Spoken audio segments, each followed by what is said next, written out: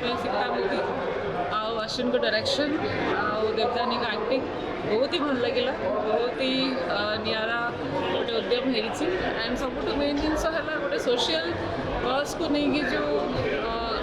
प्रचेषाटा होती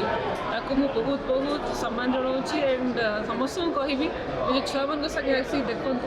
चाषी मान समस्या आम पूरा देशर समस्या एंड ताकू गोटे मेन स्ट्रीम सिनेमा आकार जो परिणत कर अश्विन अमेजिंग डायरेक्शन निहाती देखो thank you totally different type of film माने ओडिया मु चाहूँगी ओडिया दर्शक एभलिया फिल्म देखूँ एवं जो टार्गेटेड माने चाषी गाँव चाषी भाषी मैंने से कम से कम फिल्मटा देखूँ निहाती निश्चित भाव में बहुत ये ओडिया जो गोटे प्रकार नुआ इवोल्यूशन होडिया सिनेमा से जना पड़े धन्यवाद। Underrated actress Devjani super acting कर स्क्रीन प्ले बहुत बढ़िया है अश्विनी बहुत बढ़िया काम कर फीमेल सेंट्रिक मूवी आड़शा सुपरस्टार माने चलती किंतु देवजानी चलिए बहुत बढ़िया है। सीता एक उन्नत मानर चलचित्र चाषी भाई कृषि जो लाल बहादुर शास्त्री कहते स्वर्गत लाल बहादुर शास्त्री भारत पूर्वतन प्रधानमंत्री जय जवान जय किसान कृषि बार्ता जाइए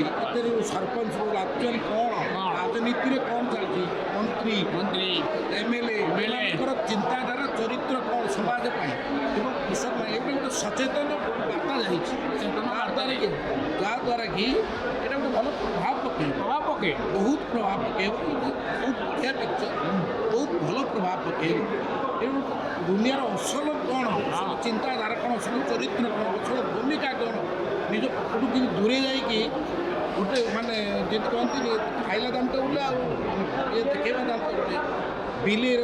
सिंहर गोटे बिलेर अंक रखुच्छे से प्रभाव पड़ना good picture good picture thank you very much जय जगन्नाथ। नमस्कार सो सीताटा बहुत बढ़िया लगे कनसेप्टा बहुत बढ़िया अच्छे टे खाली मुझे कहबी कि जेहेतु ये मतलब लगे कि टे बोधे 2020 कि 21 सुट हो सो टाइम गैप टे जो डबिंग टे मतलब इश्यू लगे फर्स्ट हाफ में और सेकेंड हाफ बहुत कनेक्टिव बहुत ही माने हमें बांधिकी रखिला सेकेंड हाफ एंड बहुत गोटे एप्रिशिएटेबल गोटे कंटेंट और बहुत ब्रेव अटेम्प्ट कहीपर सो मुझे खाली ये रिक्वेस्ट करी आप प्लीज आसिक देखो ये कंटेंट कहीं कंटेंटा आपको मैंने बहुत भल लगे बहुत रिलेटेबल लगे एंड फार्मर को लेकिन कनसेप्ट जाऊँगी किंतु एज ए ह्यूमन बीइंग आम सब रिलेट कर निज निज स्ट्रगल सहित नमस्कार। गोटे बहुत रियलिस्टिक टॉपिक जो अश्विन कवर कर देवजानी भी बहुत भल कर हाउसफुल जाऊँगी आशा करशावासी गोटे नूतन भूमिकार नूतन माध्यम नूतन फिल्म देखते भावित थैंक यू।